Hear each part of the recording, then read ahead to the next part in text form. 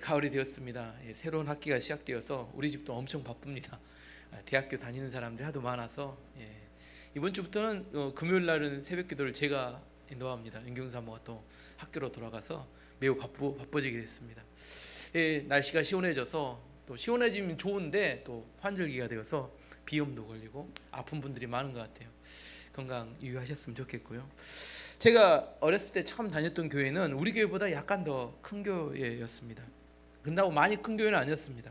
하지만 제가 어렸을 때 주일학교 때부터 다녔는데 3살 때부터 주일학교 예배를 드리러 가면 아침 예배를 드리면 교회 예배당이 꽉 찼어요. 그때는 장의자였는데 장의자에 거의 앉을 자리가 없을 만큼 꽉 찼습니다. 제 생각엔 지금 생각해 보면 어른들보다 수가 많았기 때문에 한 150명도 더 된 것 같아요. 적은 교회였지만 중고등학교 때도 수가 많아서 예배를 따로 드렸습니다.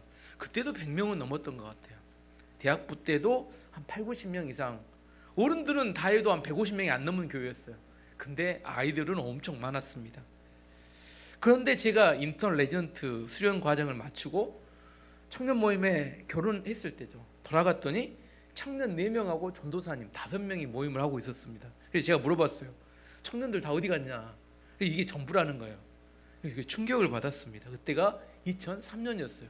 그 많던 청년들이 다 어디 갔을까? 그리고 좀 지나서 제가 교회를 새순교회로 옮겼습니다. 새순교회로 옮긴 다음에 새순교회 상황을 봤더니 거기도 좀 더 낫긴 하지만 별다른 차이가 없었어요. 제가 결혼하기 전에 500명 정도 되는 청년 대학부가 있어서 굉장히 큰 청년 대학부였는데 제가 가서 청년부 모임에 갔더니 70명 정도 청년들이 대학생들까지 있어. 그때 있었던 사람이 최현훈 목사부터 시작해 김용삼 이렇게 이남은 전사 다 그때 처음에 갔을 때 그 예배당에 그때 처음 만났었는데 여러 가지 이유가 있었겠지만 한 10년 사이에 교회들마다 급격하게 청년들이 교회를 떠났다는 것을 알게 되었습니다. 하지만 그때까지만 해도 중고등학생들하고 주일학생들은 많았습니다.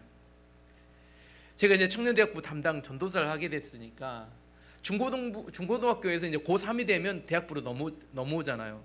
그때 보면 한 학년에 한 고등부가 50명에서 60명 정도가 이렇게 졸업을 하고 대학으로 넘어왔습니다. 그래서 제 생각에는 청년대학부가 그때 당시 적은데 그 애들만 올라와도 교회 청년부가 부흥하겠다 했는데 올라오고 나면 남는 수가 1년에 한 5-5명 미만이에요. 어떤 애는 1명, 2명밖에 오지 않습니다. 다 어디 갔을까? 나중에 봤더니 다 교회로 오는 게 아니라 대학가에서 술집에서 술 먹고 있습니다. 걔들이 다 대부분 누구냐면 중직자나 교회 집사님들 자녀들이었어요. 다른 애들이 아니라 대부분 그렇게 많았다는 이유는 뭐냐면 대부분 교회 다니는 여러분들의 자녀들이 대부분 교회를 고등학교 때까지 잘 다니다가 대학을 가면 이 고삐 풀린 망아지처럼 이제 완전히 풀어지고, 그래서 이제 그 청년 대학부에 늘어나는 수는 누가 주로 늘어나냐면 시골에서 신앙생활을 하다가 대학을 광주로 올라온 애들이 주로 이게 빈자리를 채우고 했지, 교회에 있었던 애들은 사실 교회 청년부에 늘어나는 숫자가 별로 없었습니다. 지금은 그때보다 더 심각해서 중고등부도 없고 주일학교 학생들도 많지 않다고 합니다. 왜 그랬을까? 왜 이렇게 됐을까요? 신앙의 전수가 잘 안 되었기 때문입니다. 부모가 가지고 있던 믿음이 자녀들에게 잘 전달되지 않는다는 겁니다. 아직 여러분의 자녀가 대학교까지 가지 않았다면 자신하면 안 됩니다. 사사기는 이 사사시대에 어려운 시기가 왔던 이유는 뭐냐면, 그 어려운 시대가 왔던 이유는 부모의 신앙이 자녀들에게 잘 전달되지 않았기 때문에 사사시대에 혼란과 고통의 시대가 온 겁니다. 우리는 사사기를 공부하면서 어떻게 하면 신앙이 전달이 안 되고 그 하나님의 심판이 오는지, 어떻게 하면 우리가 우리 자녀들에게 신앙을 잘 물려줄 수 있는지에 대해서 많은 힌트를 얻고 묵상해 보아야 될 지점입니다. 제가 지난번에 이제 새벽 기도할 때 그 출애굽기부터 사사기까지 그래프로 한번 이렇게 이 가로축은 시간이고 세로축은 성장입니다. 신앙의 성장. 시간이 지나면서 어떻게 신앙이 변화되는지 한번 설명한 적이 있습니다. 출애굽은 영적으로 태어나는 시간이에요. 이제 신앙의 출발입니다. 그래서 출발하고 난 다음에 그 다음에 출애굽한 이스라엘 백성들이 광야로 나갑니다. 광야는 신앙이 급성장하는 시기입니다. 사람들 겉으로 볼 때 광야의 시간은 어때요? 움직이지 않는 시간, 멈춰 있는 시간으로 보이지만 사실은 광야 안에서는 내면이 엄청나게 바뀌는 시간입니다. 애굽에 있을 때 노예 생활에 찌들렸던 노예 근성과 우상을 숭배했던, 그래도 죄악에 물들었던 그 더러운 마음들이 광야의 시간에 하나님의 말씀으로 치유가 되고 회복하는 시간입니다. 광야의 시간은 급성장하고 있는 시기예요. 광야의 40년을 다 지나고 난 다음에 그 다음에는 가나안 땅에 들어가서 정복을 하고 분배하는 겁니다. 겉으로 보았을 때는 열매가 맺혀지는 시기같이 보여요. 하지만 그 열매는 뭐 때문에 얻어져요? 광야에 성장이 있었기 때문에 그 결과로 얻어지는 시기이기 때문에 이 성장하기는 하지만 완만한 성장을 합니다.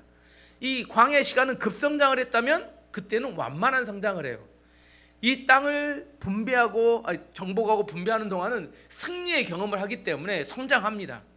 하지만 다 분배하고 난 다음에는 그 분배된 땅에서 어떻게 살아요? 이제 집을 짓고 땅을 일구고 가축을 키우며 맛있는 떡을 먹고 맛있는 고기를 먹으며 행복하고 평안하게 살아갑니다. 행복하고 편안한데 뭐는 안 돼요? 성장은 일어나지 않고 정상에서 이렇게 유지만 하면 유지만 해요. 지금 이렇게 시작해서 이렇게 가던 게 이게 좋은 때인데, 가장 편안하고 행복한 때, 우리들이 바라는 그런 시간, 문제는 별로 일어나지 않고 하나님이 인도해 주셔서 정말 평안한데 뭐는 일어나지 않아요? 성장은 일어나지 않고 이 플랫하게 이렇게 유지만 합니다. 근데 유지하고 있는데 이게 점점점 하나님으로부터 멀어져 갑니다. 왜? 평안하기 때문에 뭘 하지 않아요? 절박하게 하나님을 찾아 나서지 않아요. 우리 애는 문제가 터지고 어려움이 오면 절박한 마음으로 하나님을 찾아가서 간절히 기도하기 때문에 신앙이 꿈틀꿈틀 성장하는데, 너무 평안하고 행복하기 때문에 하나님을 절박하게 찾지 않기 때문에 성장을 하지 않습니다. 하지만 그 평안이 계속되면 어떻게 돼요? 이제 점점 하나님과 멀어져 가다가 어느 시점이 되면 어떻게 되냐면 내리막이 시작됩니다. 이 내리막의 시점이 언제예요? 이 사사기가 그 내리막의 시점입니다. 여러분은 지금 어느 시기에 지금 광야의 시간입니까? 정복의 시간입니까? 아니 행복과 평안을 누르는 시간입니까? 아니면 지금 내리막으로 지금 너무 행복해서 빠져 들어가고 있는 시간입니까? 이렇게 이야기하고 나면 우리 안에 어떻게 하는 게 좋아요? 이 평안하고 행복한 거, 내리막 없이 계속 유지하는 거, 이거 여러분이 가장 원하는 거 아닌가요? 맞지 않나요? 이렇게? 아닌가? 뭐 광야가 좋으신가요? 그리 가시든지. 평안하고 행복한 시간, 이 시간이 어떻게 하기를 원해요? 계속 내리막이 오지 않고 유지되는 거, 지금 이거 우리가 가장 바라는 거 아닌가요? 저는 그걸 바라는데 여러분 광야가 좋으신가 봐요. 우리 교회하고 목표가 다르네. 저는 이 평안하고 좋은 것이 계속 유지되는 거, 이거 저는 좋습니다. 하나님께서도 그걸 원하셨어요. 그래서 하나님께서 말씀을 통하여 어떻게 하면 이 평안하고 좀 가나안 땅에 들어갔을 때 너희가 어떻게 해야 된다고 계속 하나님 잔소리하시는 이유가 뭐예요?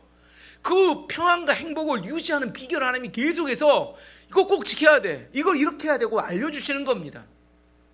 그 비결이 뭐였냐면 사실 우리 교회가 약속의 말씀을 받았던 여호수아 1장 8절 말씀입니다. 이 율법책을 내 입에서 떠나지 말게 하며 그것을 주야로 묵상하여 그것을 묵상하여 그 안에 기록된 대로 다 지켜 행하라. 그리하면 내 길이 평탄하게 될 것이며 내가 형통하리라. 삶이 평탄하고 형통하는 비결에 대한 이야기를 합니다. 그 이유는 뭐냐면 하나님의 말씀을 주야로 묵상하며 그 묵상한 것을 지켜 행하려고 발버둥 치면 누가? 하나님께서 내 길을 평탄하게 해주시고 형통하게 해주실 거다. 이게 하나님이 그 평안과 형통의 그 가장 정점에서 무너져 내리지 않고 유지하는 비결로 가르쳐 주셨던 말씀이었어요. 그런데 이것이 쉬울까요? 어려울까요? 쉬울까요? 어려울까요? 쉽지 않습니다. 사람이 화장실 갈 때하고 나올 때 마음이 달라집니다. 절박할 때 하나님이 이 문제만 해결해 주시면 내가 평생 하나님 말을 섬기고 충성하고 헌신하겠습니다, 이렇게 고백하지만 그 말이 진심입니다. 그 마음이 진심이에요. 하지만 문제가 해결해지고 평안해지게 되면 또 언제 그랬나시피 이 눈이 또 세상으로 돌아가요. 안이한 삶을 살아가게 된다는 겁니다. 근데 진짜 실력이 뭐예요? 진짜 실력이? 제가 항상 이야기하죠. 1억을 버는 게 실력이 아니라 벌어놓은 걸 통장에 유지하는 게 실력이다니까요. 이게 실력이에요. 진짜 실력 있는 사람은 이 정점에서 어떻게 해요? 계속 유지하며 그것을 유지해 나갈 수 있는 사람, 이게 진짜 실력 있는 사람입니다. 이 실력 있는 사람이 되기 위해서 충실하게 광야의 시간을 보내야 되고 정복의 시간을 보내야 합니다. 이게 충실하면 충실할수록 훨씬 더 오랫동안 이게 유지될 수 있는데, 여기에 충실하지 않고 언격결에 들러붙었다가 축복을 받잖아요. 자기는 아무것도 안 하고 축복받았다고 좋아하는데 이게 어느 순간 확 무너져 버립니다. 내가 원래 그런 마음은 아니었는데 세상이 내 마음에 들어오게 되고 세상을 따라 내가 가고 싶은 마음이 간절해져서 따라가 버리고 만다는 겁니다. 그러면 내가 이렇게 좋은 시기를 보낼 때 내 마음에 안이한 마음이 들었는지, 내 마음이 그런 게 하나님을 떠나가는 마음인지를 알면 얼른 돌이키면 좋잖아요. 근데 이게 젖어 들어간다고 하듯이 이게 서서히 세상의 물결이 내 마음을 젖어 들어올 때 이걸 감지하는 것이 사실은 쉽지 않습니다. 나도 모르게 잠식되어 가고 버리면 말아요. 그래서 세상을 추구해서 나도 모르게 빠져 들어가고 맙니다. 그러면 이 세상에 내가 점점 안이한 삶에 빠져 들어가는지를 알 수 있는 가장 중요한 시금석이 뭐냐면 여러분의 자녀들입니다. 자녀들의 상태를 보면 여러분의 영적인 상태가 가장 정확하게 볼 수 있는 시금석이 됩니다. 왜냐하면 자녀들은 부모들 가장 근접거리에서 부모가 어떻게 사는지를 보고 있기 때문입니다. 진짜 하나님만을 의지하며 살아가는지 아니면 형식적으로 흉내만 내고 살아가는지 누가 알아요? 주변 사람들은 모르지만 자녀들은 알고 있습니다. 정말 부모가 하나님만을 섬기며 살기를 원하면 자녀들도 부모가 원하는 대로 하고 싶어 합니다. 근데 부모가 형식적으로 살아가면 자녀들도 형식적으로 살아갑니다. 부모가 뭘 원하는지 자식들은 알고 있기 때문입니다. 시험 기간이 됐습니다. 부모가 자녀가 교회에 들어가서 예배 드리기를 원하는지, 부모가 자녀가 학원에 가서 공부하기를 원하는지 누가 알아요? 누가 알아요? 자녀가 더 잘 알아요. 여러분 모를 것 같죠? 자녀가 더 잘 압니다. 그래서 자녀가 그거 하고 싶다고 이야기합니다. 근데 부모는 뭐라 해요? 우리 애기가 하고 싶다고 이야기해요. 사실은 그게 누구 마음이에요? 자기 마음이에요. 사실은 자기 마음인데 아이들에게 그렇게, 아이들도 그것을 부모가 원하는 걸 알기 때문에 그렇게 표현하는 겁니다. 하나님께서 그래서 가나안 땅에 들어갔을 때 자녀 교육을 어떻게 해야 되는지에 대해서 신신당부하며 말씀해 놓은 게 신명기 6장 말씀입니다. 신명기 6장 말씀을 그래서 이스라엘 백성들의 국민 교육 헌장이라고 합니다. 신명기 6장 말씀 봐보시면 6장 1절에서 5절 말씀 봐보시면, 이는 곧 너희의 하나님 여호와께서 너희에게 가르치라고 명하신 명령과 규례와 법도라. 너희가 건너가서 차지할 땅에서 행할 것이니 곧 너와 내 아들과 내 손자들이 평생에 내 하나님 여호와를 경외하며 내가 너희에게 명한 그 모든 규례와 명령을 지키게 하기 위한 것이며 또 내 날을 장구하게 하기 위한 것이라. 이스라엘아 듣고 삼가 그것을 행하라. 그리하면 내가 복을 받고 내 조상들의 하나님 여호와께서 내게 허락하심 같이 젖과 꿀이 흐르는 땅에서 내가 크게 번성하리라. 이스라엘아 들으라. 우리 하나님 여호와는 오직 유일한 하나님이시니 여호와시니 너는 마음을 다하고 뜻을 다하고 힘을 다하여 내 하나님 여호와를 사랑하라.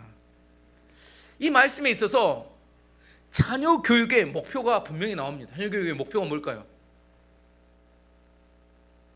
하나님을 사랑하게 하는 것. 목사님, 저는 우리 자녀들에게 열심히 성경을 가르치고 열심히 신앙교육을 시키는데요, 뭘 통해서 할 수 있어요? 그 자녀가 하나님을 얼마나 사랑하는지. 무엇이 목표예요? 성경을 암송시키는 게 목표가 아니라, 뭘 읽게 하는 게 목표가 아니라 그의 마음 가운데 하나님을 얼마나 사랑하는지를, 그걸 가르치기 위한 과적으로 말씀을 가르치고 암송을 시키는 거지, 하나님에 대한 사랑하는 마음이 전혀 없다면 그 아이가 정말 말씀을 배웠을까 한번 생각해 봐야 합니다. 신앙교육의 목표는 마음을 다하고 뜻을 다하고 힘을 다하여 하나님을 사랑하게 만드는 겁니다. 우리 주일학교육도 마찬가지예요. 교회 모여서 막 맛있는 거 먹고 이게 목표가 아닙니다. 정말 그들의 아이들의 마음 가운데 하나님을 사랑하는 마음, 정말 전심을 다해 사랑하게 만들면 부모는 자식을 올바로 교육시킨 겁니다. 결과를 통해서 알 수 있습니다. 그런데 어떻게 하면 그러면 이 교육 목표가 뭐예요? 하나님을 사랑하게 하는 거, 이걸 이룰 수 있을 것인가에 대해서 신명기 6장 6절에서 9절까지 이렇게 이야기합니다. 오늘 내게 명하는 이 말씀을 너는 마음에 새기고 내 자녀에게 부지런히 가르치며 집에 앉았을 때든지 길을 갈 때든지 누워 있을 때든지 일어날 때든지 이 말씀을 강론할 것이며 너는 또 그것을 내 손목에 메어 기호로 삼으며 내 미간에 붙여 표로 삼고 내 집 문설주와 바깥문에 기록할지니라. 세 가지를 하나님께서 말씀하십니다. 첫 번째, 하나님의 말씀, 부모에게 말하는 겁니다. 하나님의 말씀을 내 마음에 새겨라, 이렇게 이야기합니다.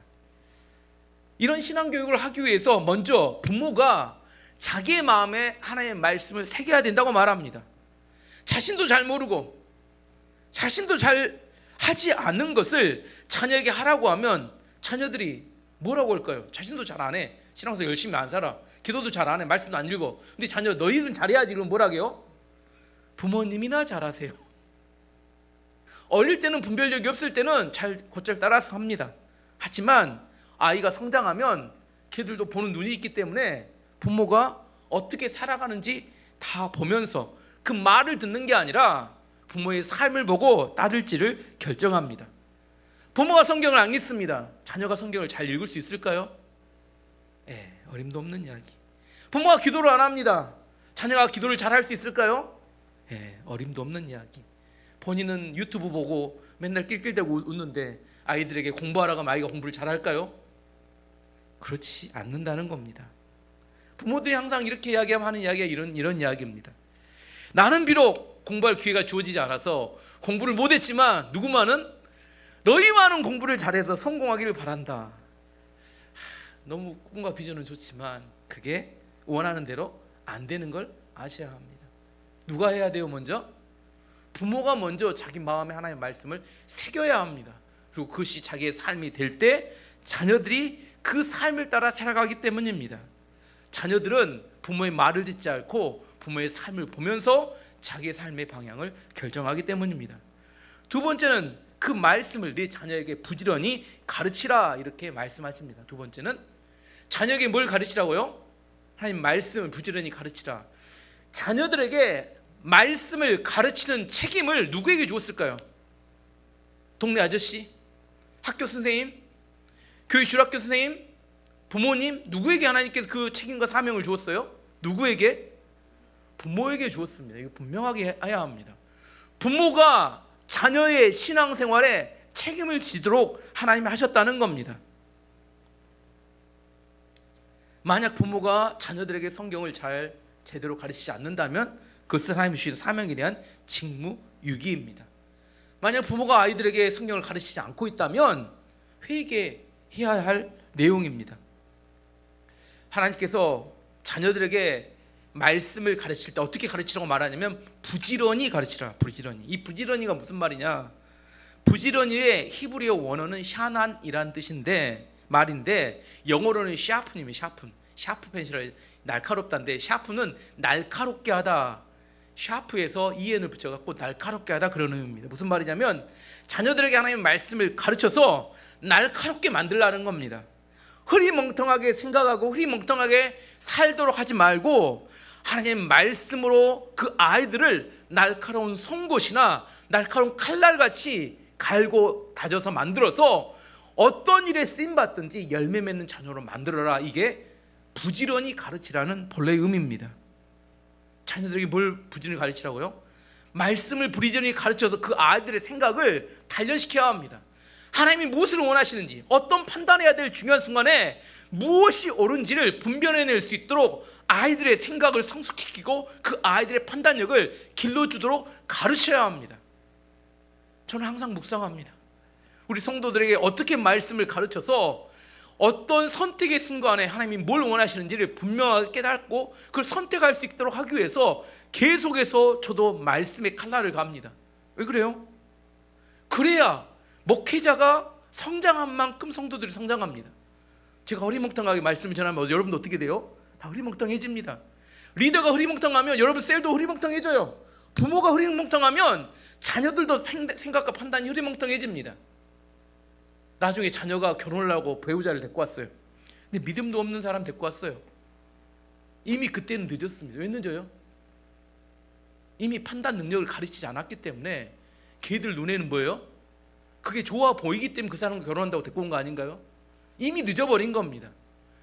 그런 판단을 하기 이전에 무엇이 중요한지에 대해서 가르쳤어야 되고, 내가 어떤 사람을 선택할 때 어떤 사람을 선택해야지만 인생의 지혜가 있고 하나님의 축복이 있는지를 미리 가르쳤어야 되는데, 그때 데리고 온 다음에 이게 되네 안 되네 난리 쳐봤자 이미 때가 자식 이기는 부모가 있을까요? 있어요. 어렵습니다. 언제 가르쳐야 돼요? 선택하기 전에 미리 가르쳐야 합니다. 그래서 우리 성경 교육이 중요한 게 그런 겁니다. 언제 가르쳐야 돼요? 기회 있을 때 아이들에게 분명한 가치와 기준을 가르쳐야 되는데, 가르치지 않다가 나중에 선택하고 나면 잘했네 못했네 이야기하는 것은 입 아픈 이야기입니다. 그래서 하나님 말씀하시는 거예요. 어떻게 가르치라고요? 부지런히 가르치라는 거예요. 부지런히. 그 아이들의 생각이 날카로운 송곳처럼 뭔가 했을 때 열매 맺을 수 있을 수 있도록 그 아이들에게 부지런히 그 아이들의 생각이 흐르멍텅해지지 않도록 가르쳐야 합니다. 가르치는 방법을 하나님 뭐라고 말씀하셨냐면, 길을 갈 때든지 누워있을 때든지 일어날 때든지 말씀을 강론하고 말씀을 손목에 메고 미간에 붙이고 그리고 집 문설주와 바깥문에 붙여라. 이렇게 무슨 말이냐면, 자녀들의 눈에 보이는 곳 하나님 말씀이 보이도록 환경을 조성하라 그 이야기입니다. 어디 가서든지 말씀 보고 집 안에 들어가면 어디선지 말씀을 접할 수 있도록. 제가 이스라엘의 성지순례 가보면 이렇게 통곡에 보기는 여러 군데 가보면 손목에다 미간에다 말씀 이렇게 묶고 다니는 사람, 이마에다 이렇게 실제로 말씀을 통해 넣어가 이렇게 묶고 다니는 사람 엄청 많습니다. 특별히 이렇게 성지순례 그곳에 가보면 아버지가 아들을 데려와서 거기서 큰 소리로 말씀을 막 낭독을 해요. 같이 암송하고 아버지와 아들하고. 왜 그러냐, 생김새가 비슷하게 생겼으니까 물어보진 않았지만 비슷하게 생겼으니까 압니다. 같이 막 암송을 하고 기도합니다. 같이. 아버지가 아들, 집에서는 어머니가 가르치겠죠. 하지만 밖에 성지를 다닐 때는 아마 아버지가 아들들이나 그 애들을 데리고 가서 말씀을 가르치는 것 같아요. 길을 갈 때 길 다니면서 실제 성경 읽는 사람 많습니다. 좀 읽힐까 뭐 하는데 진짜 성경을 길 다니면서 읽고 돌아다니는 사람이 많습니다. 이 말씀 그대로 그걸 실천하는 겁니다. 가정에서 말씀을 보고 묵상한 것들을 나누는 영적인 분위기를 만드는 거, 이거 부모의 책임입니다. 특별히 아버지는 가정의 분위기를 만드는 데 매우 중요한 역할을 하게 됩니다. 가정이 공포 분위기가 되는지, 외식하는 분위기가 되든지, 무관심한 분위기가 되든지, 아니면 말씀을 읽고 말씀 묵상하며 말씀 나누는 분위기가 되는지 누구 책임이에요? 아버지 책임입니다.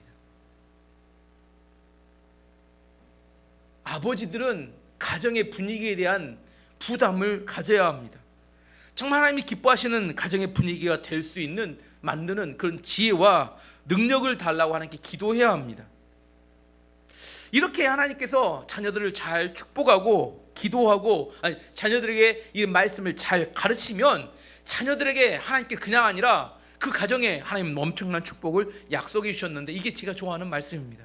신명기 6장 10절에 11절 말씀, 네 가지 축복인데, 내 하나님 여호와께서 내 조상 아브라함과 이삭과 야곱을 향하여 내게 주리라 맹세하신 땅으로 너를 들어가게 하시고 내가 건축하지 아니하는 크고 아름다운 성읍을 얻게 하시며, 내가 채우지 아니한 아름다운 물건이 가득한 집을 얻게 하시며, 내가 파지 아니한 우물을 차지하게 하시며, 내가 심지 아니한 포도원과 감람나무를 차지하게 하사 내게 배불리 먹게 하실 때에. 제가 좋아하는 이 축복은 언제 주신다고 약속하신 거냐면, 자녀들에게 부지런히 하나님의 약속의 말씀을 가르쳤을 때 주시겠다고 하셨던 약속이었다는 겁니다. 이렇게 흘러넘친 하나님의 축복은 자녀들에게 말씀을 잘 가르치고 그 자녀들로 하여금 목표가 뭐라고요? 마음을 다하고 뜻을 다하고 힘을 다하여 하나님을 사랑하도록 만들 때 주시겠다고 하는 약속입니다. 참 우리 교회에 있는 모든 교회 가정들이 이런 하나님의 축복이 흘러넘치는 가정이 되기를 기도합니다. 이게 하나님께서 이스라엘 백성들이 가나안 땅에 들어가면 어떻게 가정교육을 시킬지에 대한 이야기를 하신 건데, 안타깝게도 오늘 사사기에서는, 사사기의 배경이 되었던 이 사사기에서는 가정의 신앙교육을 실패함으로 엄청난 재앙이 시작되었다는 겁니다. 축복을 주시겠다고 약속했던 하나님께서 축복이 아니라 재앙을 부으셨습니다. 10절에서 12절까지 말씀 보시면, 요수아와 같은 시대에 살았던 사람들이 다 죽고 후에 그들의 자녀들이 자라났습니다. 그 자녀들은 여호와를 알지 못했으며 여호와께서 이스라엘을 위해 어떤 일을 하셨는지도 알지 못했습니다. 그래서 그들은 악한 일을 하였고 바알 우상들을 섬겼습니다. 그들은 여호와께서 보시기에 나쁜 일을 했습니다. 그들은 이스라엘 백성을 이집트 땅에서부터 이끌어내신 조상들의 하나님 여호와를 배반하고 주변 사람들이 섬기는 신들을 섬기기 시작했습니다. 그 때문에 여호와께서 분노하셨습니다. 여호수아와 함께 이렇게 사역했던 사람들, 하나님의 놀라운 축복과 그 약속을 경험했던 사람들은 그들이 살 동안은 하나님 축복을, 하나님을 잘 섬겼어요. 하지만 그들이 다 죽고 난 다음에 그 다음 세대의 아이들이 이스라엘의 주도권을 쥐었을 때 큰 문제가 발생했습니다. 그들이 하나님을 몰랐다, 이것은 하나님에 대해서 배우지 않았다는 이야기 아니야. 하나님 이름을 몰랐다, 이런 것도 아닙니다. 하나님께 예배를 드리지 않았다, 이런 것도 아니에요. 그들은 하나님께 예배도 드렸고 하나님에 대해서 배웠습니다. 그럼에도 불구하고 그들이 진심으로 마음을 다하여 하나님을 사랑하지 않았기 때문에 그들은 하나님을 따라 살지 않고 세상의 우상을 따라갔다, 그렇게 이야기하는 겁니다. 그들의 삶에 나타나는 세 가지 특징은, 첫 번째는 바알의 우상을 섬겼습니다. 가나안 사람들은 바알 신을 농경의 신, 비를 내려주는 신이라고 믿었습니다. 농사를 지을 때 비가 많이 제때 오면 농사 수확물이 많아서 부자가 됩니다. 그래서 한마디로 바알 신은 풍요의 신이었습니다. 이스라엘 사람들은 가나안 족속들이 믿었던 바알 신을 자신들도 부자를 만들어준 신이라고 그렇게 섬겼습니다. 부자가 되면 바알 신이 나에게 복을 주든 하나님 복을 주든 상관이 없다, 이렇게 생각했다는 겁니다. 바알 신을 섬겼습니다.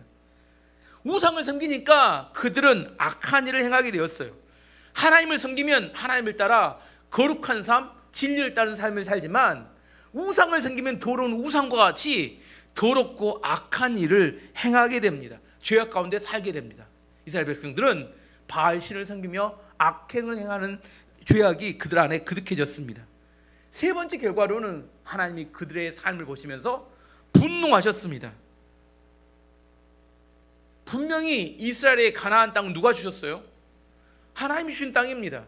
그들이 지금 하나님의 보호 아래에서 안전하게 살고 있었습니다. 그들이 먹고 마시는 건 다 하나님이 주신 겁니다. 그런데 그들은 우상을 잘 섬기면 그 바알신 자들을 부자로 만든다고 이렇게 착각하기 시작했다는 겁니다. 그들이 누리고 살아가는 것을 다 누가 주셨어요?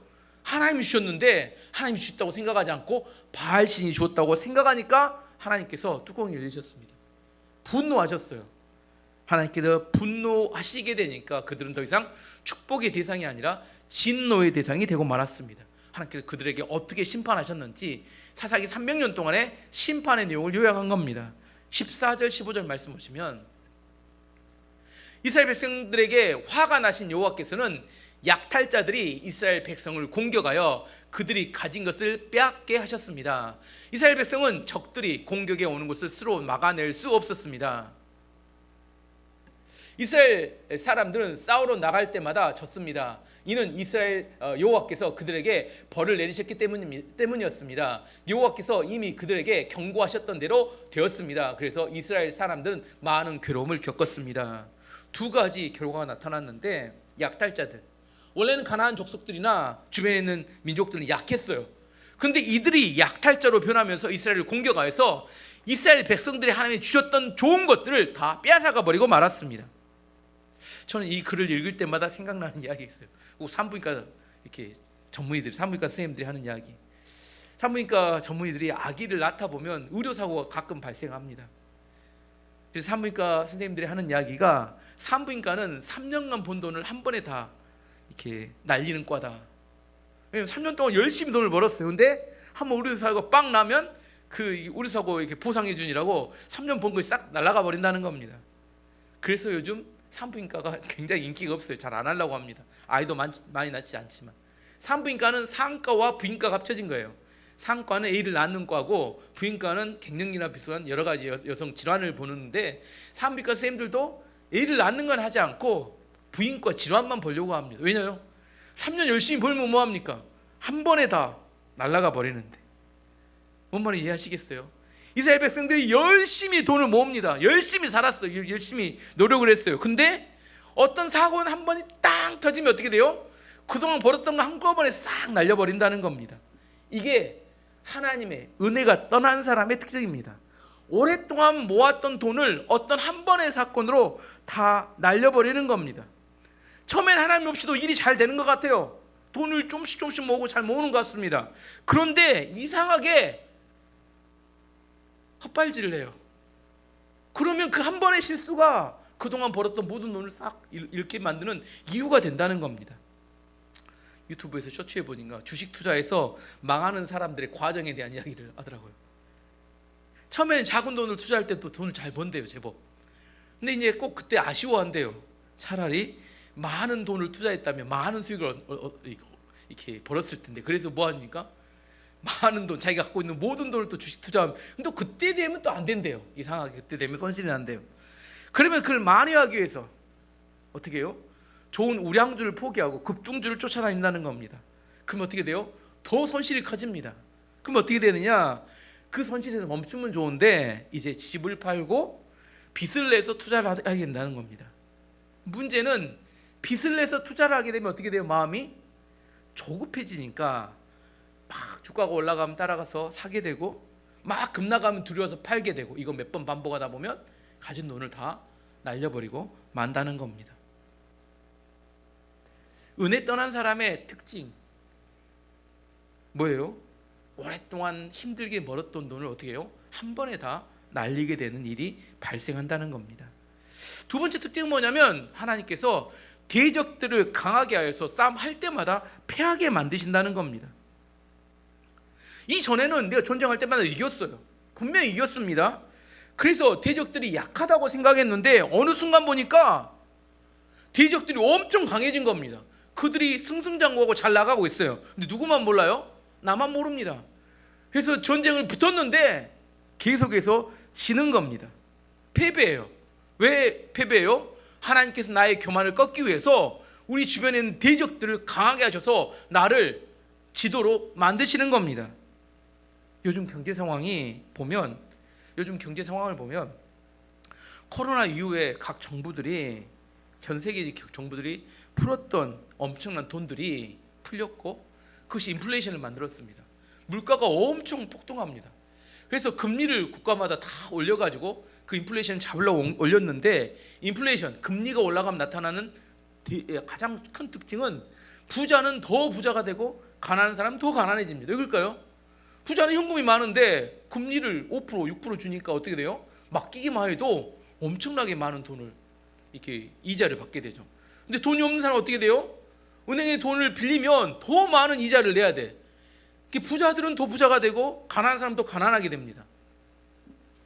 이게 나타나는 게 부동산이에요. 부동산 특징이 뭐예요? 강남은 돈이 많은, 현금이 많은 부자들이 많기 때문에 거기는 어떻게 돼요? 부동산이 점점 올라가요. 근데 지방은 돈이 없는 사람들이 돈을 빌려서 부동산을 하니까 어떻게 돼요? 점점 가격이 떨어집니다. 아시겠죠? 왜 강남만 올라가고 지방은 떨어지는지. 지금 자영업자들이 점점 하나둘씩 문을 닫고 있고, 주변에 공실인 가게들이 엄청 늘어나고 있다고 합니다. 광주가 전국 최고라고 합니다. 영끌로 집을 샀던 사람들 집들이 하나씩 둘씩 경매로 넘어오고 있다고 합니다. 경기 침체는 이제 이미 시작됐고 쉽지 않을 것 같아요. 굉장히 어려운 시기를 지날 수 있다고 생각합니다. 그래서 저는 생각합니다. 지금은 적극적인 투자를 할 때가 아니고 뭐예요? 우리가 갖고 있는 돈을 지켜야 될 때예요. 이게 좀 시간이 지나야 합니다. 지금은 견뎌내야 돼요. 어떻게 되냐면 살아남은 사람들은 나중에 큰 이익을 볼 수 있겠지만 잘못 자칫하다가는 망해서 없어질 수 있습니다. 왜냐하면 아직 경기 침체가 이제 시작하는 단계에 와 있기 때문입니다. 자, 이런 어려운 시기가 되면 다 망하느냐 어떻게 생각하세요? 다 망할까요? 그렇지 않다는 겁니다. 다 망하지 않아요. 하나님의 은혜가 있으면 살아날 수 있는데, 하나님이 어떤 사람에게 은혜를 베푸시느냐, 진심으로 자기 삶을 회개하고 하나님의 은혜를 구할 때 하나님께서 사사들을 통해서 이스라엘 백성들을 구원해 주셨다, 그렇게 이야기합니다. 16절 말씀 보시면, 그때 여호와께서 사사라고 부르는 지도자들을 세우셨습니다. 이 지도자들은 약탈자들로부터 이스라엘 백성들을 구해 주었습니다. 18절에도 다시 한번 더 보시면, 적들이 여러 차례 이스라엘 사람들을 괴롭혔기 때문에 이스라엘 사람들은 여호와께 도와달라고 부르짖었습니다. 그때마다 여호와께서는 이스라엘 사람들을 불쌍히 여기시고 이스라엘을 적들에게서 구하기 위해 사사들을 보내주셨습니다. 여호와께서 사사들과 함께 하셨기 때문에 그 사사들이 살아있는 동안에는 적들로부터 구해주셨습니다. 이스라엘 백성들이 고통을 당하고 있으면 그때그때 바로바로 하나님께서 구원해 주신 게 아니라, 이스라엘 백성들이 간절히 살려달라고 부르짖을 때, 그때 하나님이 부르짖을 때까지 기다리셨다가 진심으로 회개하며 하나님께 나올 때, 그때 하나님께서 구해주셨다는 겁니다. 회개하는 척 할 때 말고,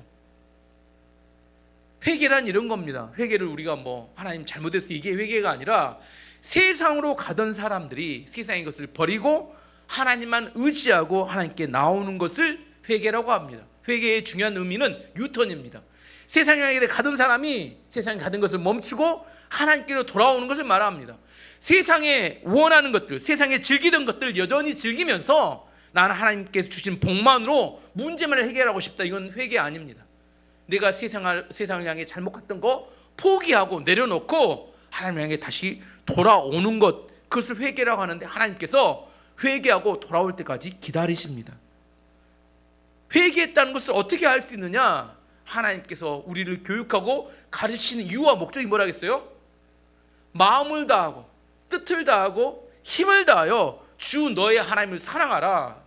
진짜 내 마음 가운데 마음을 다하여 사랑하는지, 그 마음이 정말 내가 마음을 다해서 하나님을 향해 나아가고 있는지, 이 마음이 있는 것을 회개라고 한다는 거예요. 그렇지 않으면 문제 해결하기 위해서 회개하는 척 할 뿐입니다. 하나님께서 왜 지금 당장 내 문제를 해결해 주시지 않습니까? 하나님 뭘 원하신다고요? 회개하기를 원하시고, 회개하기를. 오늘 말씀의 결론을 맺도록 하겠습니다. 사사기 혼란과 어둠에 임했던 근본적인 이유는 가정에서 신앙교육을 실패했기 때문입니다. 여러분의 가정이 미래가 밝을지 어두울지는 뭘 보면 알 수 있다고요? 여러분의 자녀들을 보면 알 수 있습니다. 여러분의 자녀들이 여러분보다 더 하나님을 의지하고 더 말씀과 기도로 살아간다면 여러분의 가정의 미래는 지금보다 훨씬 더 밝을 겁니다. 하지만 여러분의 자녀들이 말씀과 기도에서 멀리 있고 하나님과 멀리 있다면 지금이 더 좋을 겁니다. 지금이 좋다는 이야기는 은유적인 표현입니다. 미래가 점점 더 어두워져 갈 거란 이야기입니다. 어떻게 해야 돼요? 어떻게 해야 합니까? 어떻게 해야 우리 가정이 다시 일어나고 하나님의 축복과 은혜 가운데 살아갈 수 있을까요? 회개해야 합니다. 하나님께 돌아가야 합니다. 진심으로 하나님을 의지하며 나아가야 합니다.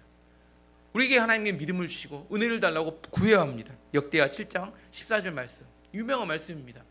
내 이름으로 일컫는 내 백성이 그들의 악한 길에서 떠나 스스로 낮추고 기도하여 내 얼굴을 찾으면 내가 하늘에서 듣고 그들의 죄를 사하고 그들의 땅을 고칠지라. 하나님께서 우리가 진심으로 하나님께 회개하고 나아가면 하나님께서 우리를 고쳐주시고 우리를 축복해 주신다는 약속의 말씀입니다. 어떤 상황에도 괜찮습니다. 하나님은 얼마든지 어떤 상황에 있든지 우리를 바꾸실 수 있고 우리 가정을 회복시킬 수 있는 그런 능력의 하나님이십니다. 지금의 보는 관점에서 이거 괜찮다 아니다 이걸 판단하는 것은 우리의 생각일 뿐입니다. 하나님은 어떤 상황에도 역전시킬 수 있는 분입니다. 먼저 된 자가 나중되고 나중된 자가 먼저 될 수 있습니다. 하나님이 원하시는 말씀 붙들고 정말 그 말씀에 우리의 인생을 걸 수 있다면 그 말씀의 능력이 우리와 우리 가정과 우리 자녀들을 바꿔낼 수 있다고 저는 믿습니다. 정말 우리 교회 안에 그런 믿음의 자녀들이 자라기를 원하고 여러분보다 더 잘된 여러분의 자녀들이 여러분 가정에서 나오길 바랍니다.